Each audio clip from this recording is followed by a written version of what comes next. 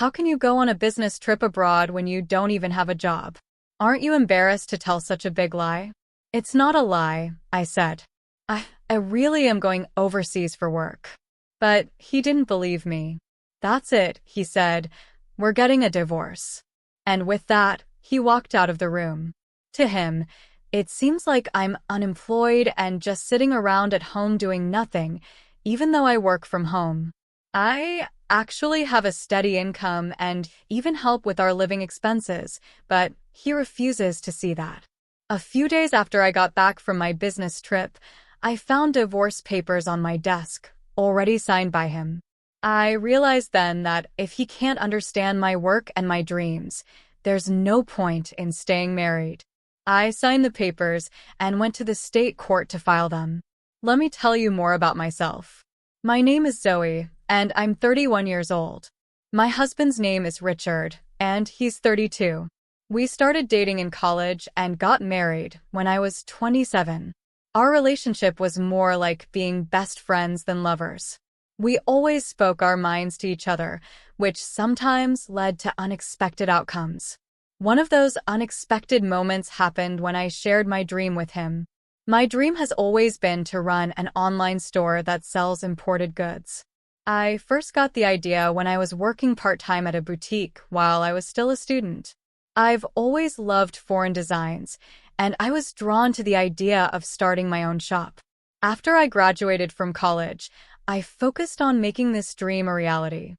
I became a full-time employee at the boutique where I used to work part-time, but I never let go of my dream. I really wanted to have my own shop, filled with my favorite foreign products, and I wanted to share them with customers who would love them as much as I do. My parents and friends were very supportive. They told me things like, "Good luck," and "You're sure to succeed." I was sure that Richard, too, would understand my dream and support me. So, one day when Richard got home from work, I tried to talk to him about it. "Hey, Richard," I said, "you know how I've been talking about opening my own shop for a while, right? Well, about that." But before I could even finish, Richard cut me off. "Oh, not this again," he said. "It's not going to work if you do it on a whim. You should just quit." I couldn't believe he was saying this. "Why would you say that?" I asked. "It's not a whim. It's something I've been thinking about for a long time." "Impossible is impossible," he replied coldly. "Life isn't as easy as you think it is." "There's no need to be so harsh," I said, feeling hurt. "Why do you always shut down everything I say right away?" My voice got louder, and I was frustrated that he didn't take my dreams seriously. Richard looked at me with a scornful expression. His eyes were cold. "Then tell me," he said, "what's your plan if this venture of yours doesn't succeed?" "Well, I don't expect it to be successful right from the start," I admitted. "But I'll work hard, and I'll make it work." "And what about your income until then?" Richard demanded. "We're splitting the rent and living expenses now. Are you saying I'll have to cover everything?" "No, that's not what I'm thinking," I said quickly. "I have some savings for the initial investment, and I'll make sure to pay my share of the rent." "Oh, really?" he said sarcastically. "Then do whatever you want. But if it doesn't work out and you regret it, don't come crying to me." Every time I tried to talk about starting my own business, Richard would get irritated. It was clear that the idea of my income being unstable made him nervous. But to me, the chance to follow my dream was worth the risk. Unfortunately, Richard didn't see it that way, and it drove us apart. The place where I work is in a great location, and we have a lot of customers coming in. Because of that, my income is pretty high, almost the same as Richard's, who works in an office. In fact, my income might even be a little higher. That's why I often cover the cost of meals when we go out and pay a bit more for the rent. But the idea that my income might go down if I start my own business is something Richard just can't handle. At first, he was gentle about it, saying things like, "Why rush?" and "You should take your time and prepare." But now, He doesn't hesitate to say things that really hurt me. Even so, I didn't give up on my dream of owning my own shop. No matter how much Richard opposed it, I made fulfilling my dream my top priority. Because of that, I was able to push through his opposition, and at the age of 28, I started an online boutique. In the beginning, just as Richard had predicted, it was really tough to get things running smoothly. But over the years, I tried all sorts of different strategies. I took advantage of the online shop's flexibility by outsourcing to well-known e-commerce companies, promoting my products on social media, and doing everything I could to make it work. Thanks to all these efforts, a year after going independent, I was able to secure a steady income. From there, I expanded my customer base and added more products to my store. Now, my annual sales have reached $500,000. Because Richard was so against the idea from the start, I never told him about how successful my business had become. I just assumed he wouldn't be interested, and he never asked. Despite this, Richard never fails to remind me about paying my share of the rent and living expenses.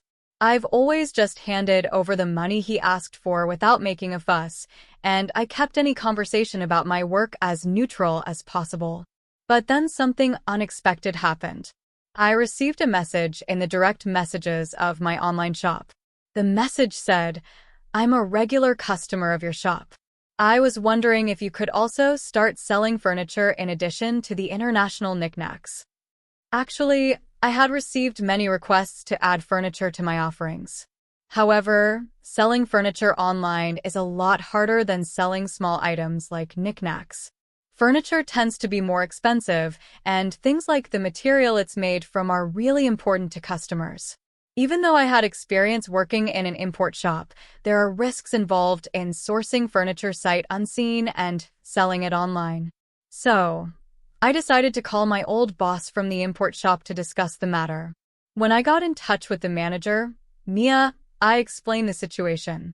As soon as she recognized my voice, she was happy to help me out with some advice. It was me. She sounded genuinely excited. "Zoe, it's been a while. If there's anything I can do to help, just let me know." "Well, I've had some requests to start selling furniture in my online shop," I explained. "Furniture? That sounds like quite a challenge," Mia said. "So I was thinking of checking out the actual items before selling them." "How did you source your items, Mia?" "I see what you're saying. I can definitely help with that," Mia replied. She had connections with overseas suppliers from before and offered to contact one of them to arrange for them to provide furniture for my online shop. Thanks to my long-standing relationship with Mia, the overseas supplier was happy to go along with her suggestion. So, I decided I would travel abroad to source the furniture. However, I couldn't just leave for an overseas trip without telling my husband. That night, I brought up the subject with him. "Richard, about the week after next, would it be okay if I was away for about a week?" "A week? Why so long?" he asked, sounding surprised. "Well, you see, I might have to go abroad for work with Mia from the shop I used to work at." "Abroad? If you're going to lie, at least make it believable," he said, his tone full of disbelief. "What?" I asked, taken aback. Richard pointed at me, his expression one of mockery. "You're going overseas for work? You're practically unemployed. What are you even talking about?"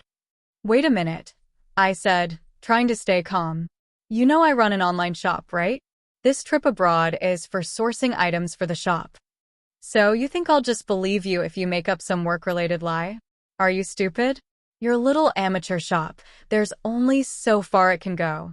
"Think what you want," I said, trying not to let his words get to me. "But right now, our sales are decent, and our customers are increasing steadily. This time, it was because of a customer's request. If you're too persistent anyway, I won't allow you, a person who barely leaves the house, to go abroad for a whole week." With a beer in hand, Richard stomped off to the bathroom. A deep sigh escaped from my lips. Why can't he try to understand? His reaction is too harsh just because he doesn't approve of my work.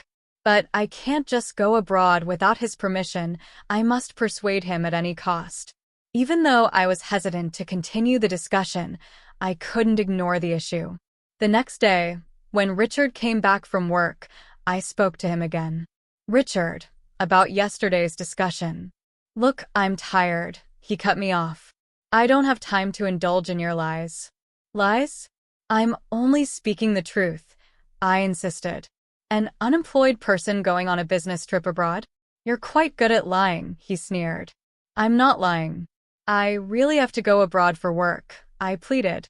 At that moment, as I grabbed his arm to try and convince him, he looked down at me with a mocking expression, as if he thought my words were ridiculous. "Oh, really? Then liars get divorced too." Richard snapped. "Divorced? What are you saying?" I asked, feeling shocked.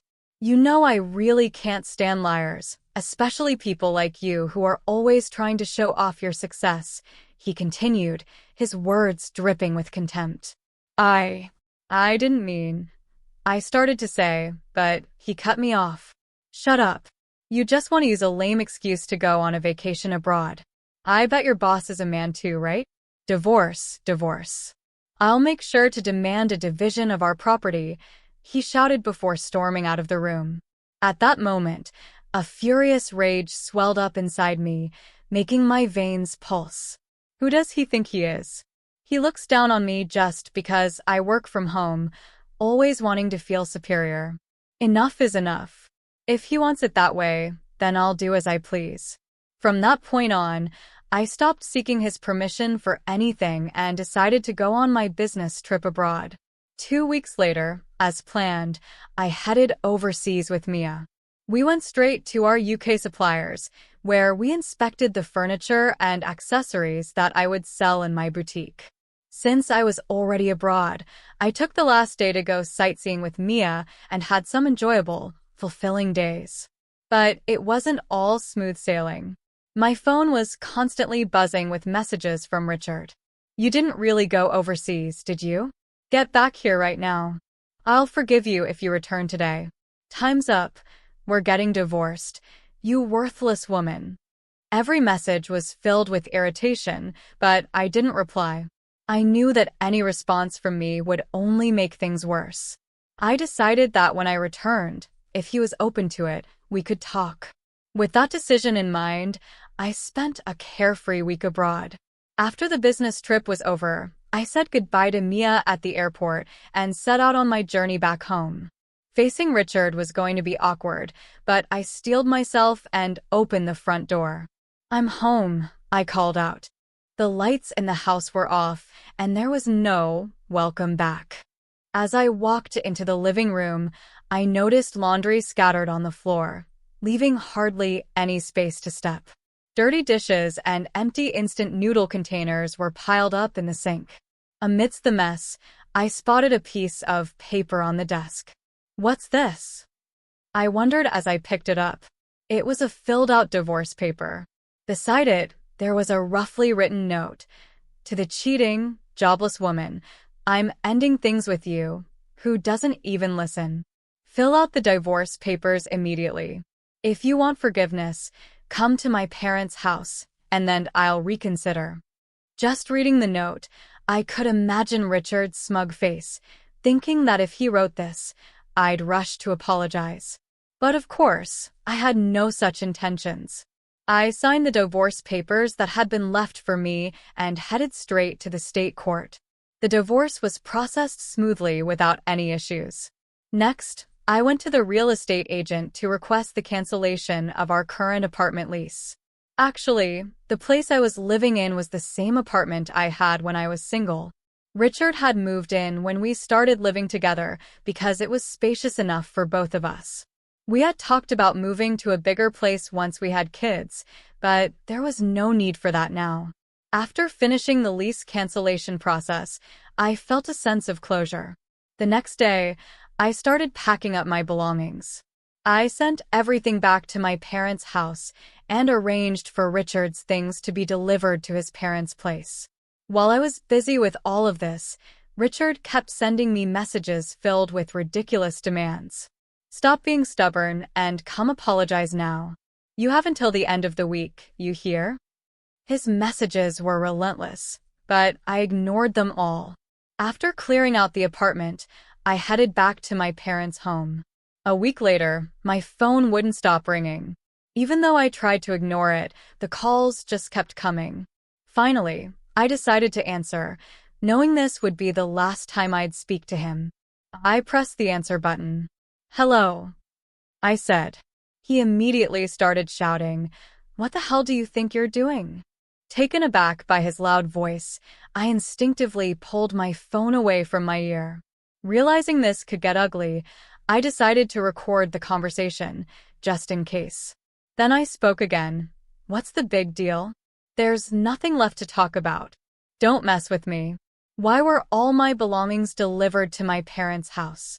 I just got to the apartment, and it's completely empty," he yelled, his voice full of anger. "Oh, that," I replied calmly. "Well, I canceled the lease, so I had to get rid of everything." "What? Canceled the lease? How dare you do something like that on your own?" he shouted, clearly furious. "On my own? The apartment was in my name. I can do whatever I want with it, can I?" I said, feeling bold. At this point, I had nothing left to lose, and his words didn't affect me at all. I responded in a provocative tone, which only made Richard more irritated. "Don't mess around. I don't give a damn about the lease. We were married, remember? I lived in that apartment too, and you just went and canceled it on your own," he raged. "Married, yes," I said, waiting for him to finish his rant. "Yes, damn it. Whether you cheated or not, we're still married. Canceling the lease on our apartment without discussing it with your husband. What the hell are you thinking? You think you can just do whatever you want, even though you're unemployed? I'll never forgive you for this." His voice was full of anger, showing no concern for my feelings. Listening to him, I realized that his rant had nothing to do with me anymore. It was clear he didn't care about me at all. So, I decided it was time to let him know the truth. Sorry to burst your bubble," I began, "but you're getting all worked up about not forgiving me. We're not married anymore, okay?" "What? What are you talking about?" he stammered, sounding confused. "I submitted the divorce papers you left behind," I explained. "So, we're strangers now. Why should I keep renting a place for someone who's practically a stranger now?" I asked, my voice firm. "Wait, you're joking, right? You're basically unemployed. You'd be in serious trouble without me." Richard shot back, his tone full of disbelief. I couldn't help but laugh. "Unemployed? Don't make me laugh. When did I ever say that?" Richard seemed caught off guard and stumbled over his words. Sensing an opportunity to finally speak my mind, I let out all the frustration I'd been holding in. "You've looked down on me all this time. I'm not the unemployed, jobless person you think I am. I didn't cheat on you. I went overseas for work, to cater to my clients. If you can't believe that, fine, but I'll never forgive you." "Wait, hold on. Your online store. It's not like sales can just increase overnight." Richard tried to defend himself, but his voice lacked confidence. "That's where you're wrong," I snapped. "I've been working my butt off for the past 3 years. You don't know anything about my business because you never even tried to understand. You just kept making assumptions." 3 years, he repeated, sounding shocked. "Yes, 3 years. Just so you know, I've been making way more than you ever have. You belittled me and looked down on me, but I've built something successful without your support. I don't want a marriage where I'm treated like this. You can live your miserable life on your own. I don't care anymore." With that, I hung up the phone, deleted his contact, and cut off all communication. I was done with him. It seems Richard finally realized how wrong he was. He heard about my success through mutual friends and even tried to visit me at my parents' house. But I had no intention of ever meeting or talking to him again. My dad turned him away at the door. I later heard that his own parents found out about how he treated me and kicked him out of their house. Now, Richard is renting a small apartment near his workplace, just shuffling between home and work all alone. As for me, I decided to stay with my parents for a while. My job allows me to work from anywhere, which is a blessing. My parents' house is quite old, so I'm planning to start some renovations soon. My online store is doing well, and I know it will continue to grow. Without anyone holding me back, I'm free to travel abroad whenever I need to for work. Even though I now have a divorce on my record, I don't regret prioritizing my dreams. I'm going to keep working hard and make sure to repay the people who have supported me along the way.